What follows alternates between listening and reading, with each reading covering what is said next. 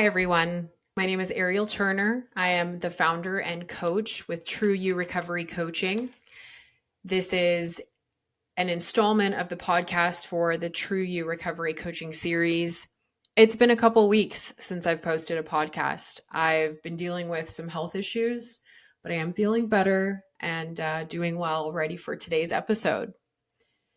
Today's episode is titled Let's Talk About Self-Care. Self-care is so important to me personally, and it's also a really important topic to talk about for everyone in today's society. A few things to note before we get into the content is that I will be reviewing the differences between reactive and proactive self-care, as well as the 7 different types of self-care. Reactive versus proactive self-care. Reactive self-care looks like I'm having an argument with my partner. I'm really angry. I pause the argument. I do not say anymore, and I focus on taking 5 to 10 deep breaths to try to calm my body and my mind down. Reactive can also look like I just had a really long day that was very stressful. The first thing I do when I get home is I try to reset. I lay in a comfortable position, I put on some relaxing music or a meditation, and I close my eyes. If I do that for about 5 to 20 minutes, I know, personally speaking, I will be much more calm than when I first got home. Proactive self care looks like tending to the 7 dimensions that you're about to learn about on a daily basis, on a weekly basis. This is called proactive self care because it fills up our strength in an arsenal, as you could call it. And we can tap into that at a later date when we have stressful days. The point of proactive self care is so that we can be in better mental health, physical health, well, have the best health in every dimension. Now, what are those 7 dimensions?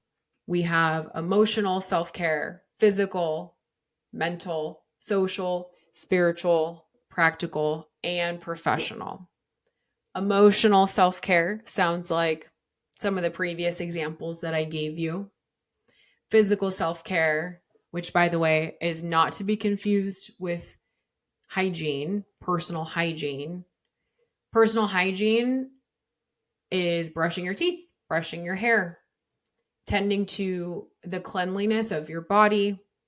Physical self care is more about being active or taking a nap when you know you're tired. Mental self care looks like trying a new hobby or engaging in hobbies that you love. It can also look like listening to a podcast like what you're doing right now. Anytime that you're learning and that you're interested in something, that's mental self care. Social self care means that you are carving out time for friendships and for having fun. Spiritual self care. Now, this one can be a little confusing. You do not have to have any religious or spiritual beliefs to tend to spiritual self care. This could look like going out in nature or doing yoga, or it can look like religious beliefs like going to church. Next, we have practical self care. This is any activity that you have to do to keep your life flowing in a sense and to keep the rest of your self care moving forward.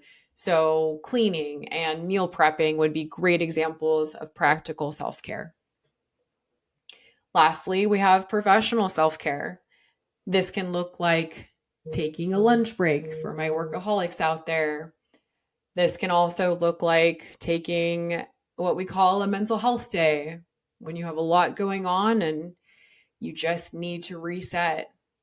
Which, by the way, it is okay to take a mental health day every now and then. It is becoming more of a trend today for employers to give you mental health days. When I was working in Los Angeles, a lot of employers there were really big on giving mental health days. And I remember that being such a relief. We all have those days where sometimes you just feel like you can't function and there's no other place you would rather be than in your bed and binge watching Netflix. So don't feel bad if you need that every now and then. Now that I've explained the 7 dimensions, I want to ask you, which of those areas jumped out at you when I was describing them and made you think, yeah, I really need to work on that? Keep that dimension in mind, and I'm going to ask you to do me a favor. Over the next week, take 5 minutes a day to either plan for or engage in that type of self care. At the end of the week, reassess and see how you feel about it and what your thoughts are.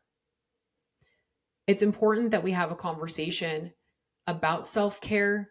It looks like so much more than that spa day, as I mentioned before. We need to be having these conversations with our loved ones, with our partners, with our children, with our coworkers. Balance is incredibly important, and we deserve to treat ourselves in the same way that we would treat a friend or a loved one, with the same level of love and support and compassion that we give away so freely. I hope you have enjoyed this episode of the podcast for True You Recovery Coaching. If you're interested in life coaching, please feel free to reach out on my website on the Let's Chat tab. You can also find more podcasts on my website, Spotify, and YouTube. Feel free to check out my socials. I'm on Instagram and TikTok at Find Your True You. See you soon.